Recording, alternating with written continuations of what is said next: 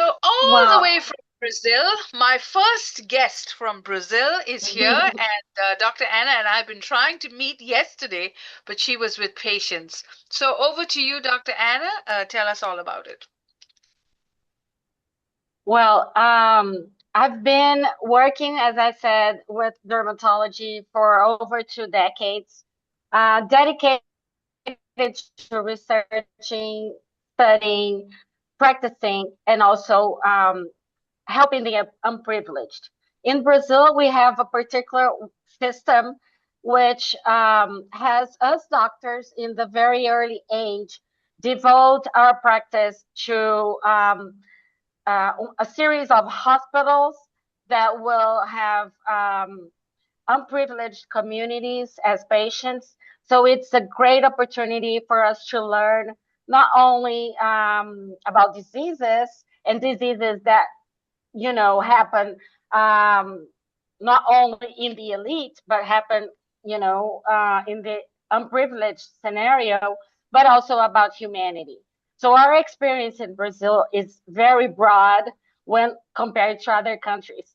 I was really amazed with Samantha and Nerida.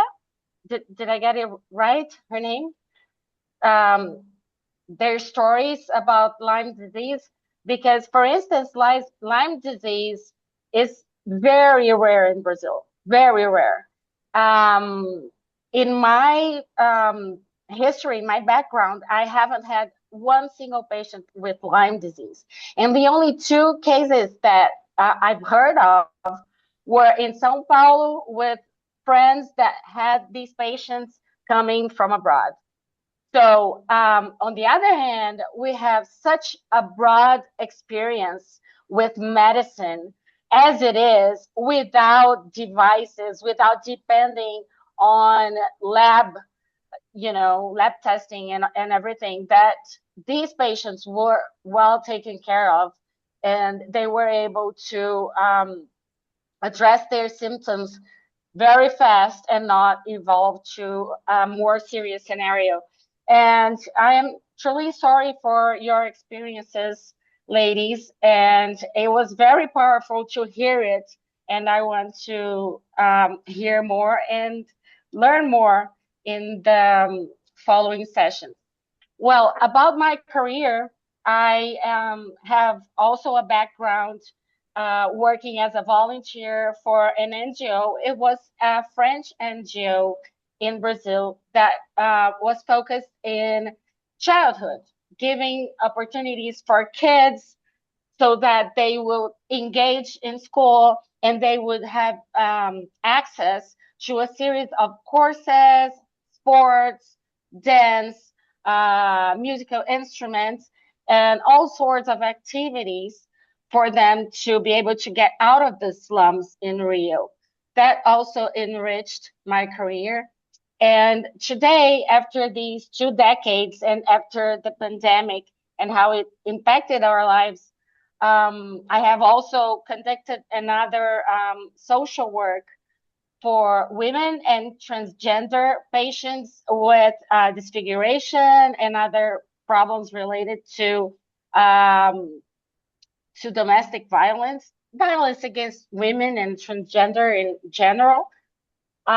So I always have had this concern to be able to help and transform people's lives. So when I decided to be a doctor, what moved me that I realized that I like to serve and to promote well-being and to have people feel special, feel understood.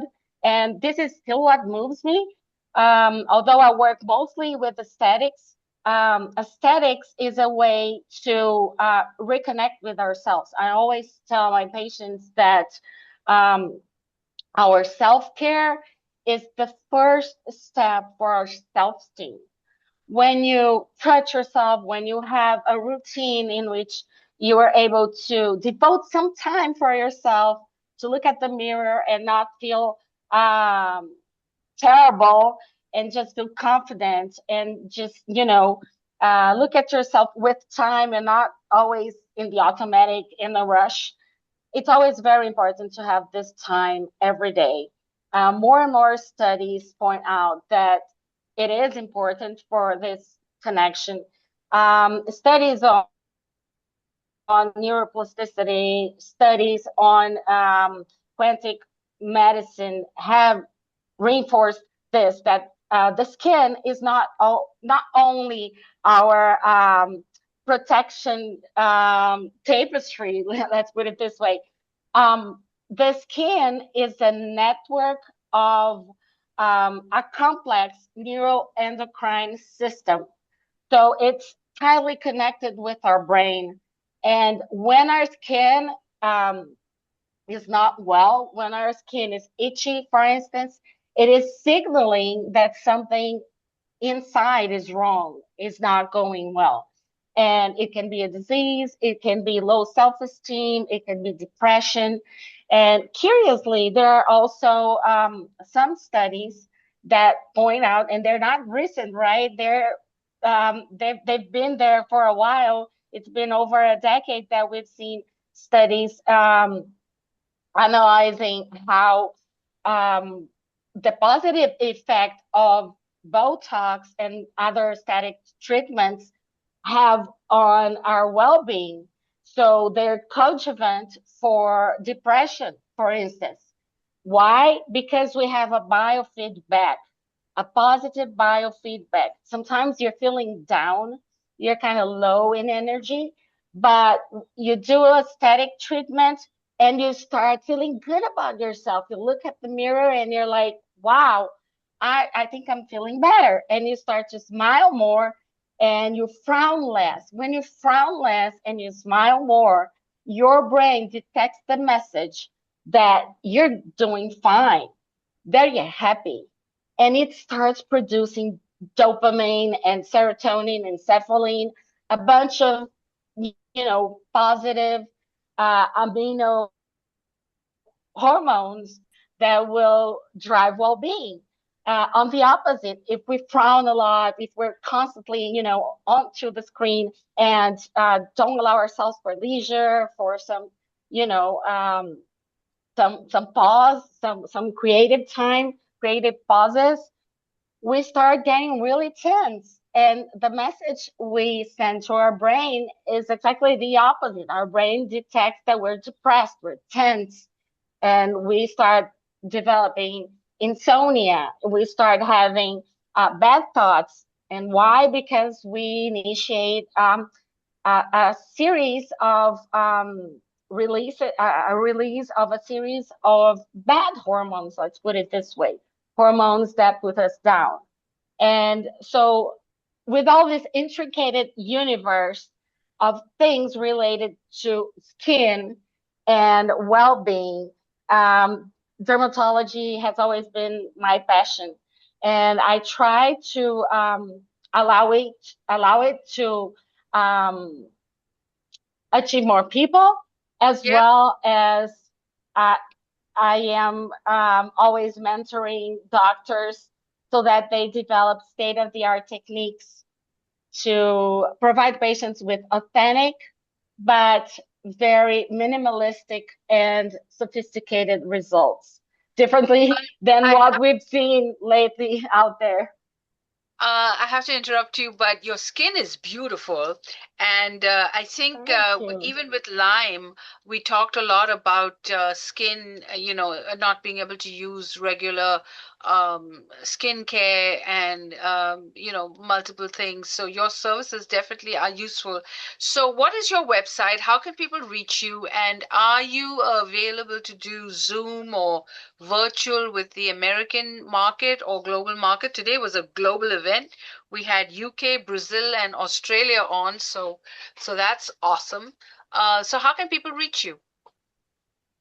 We Yes, I we can't will let you do be. slides today. We have to do this on another day. I'm I sorry. know, I know. I'm not gonna show Yes, them. It's just this page yes. All right, all right.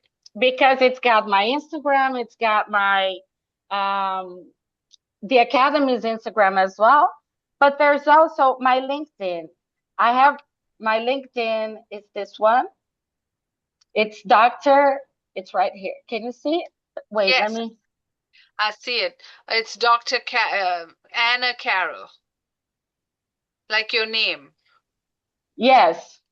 Okay, I can Anna move Anna Carolina Rocha. right there. There you go. Oh, yeah. Yes. Yes.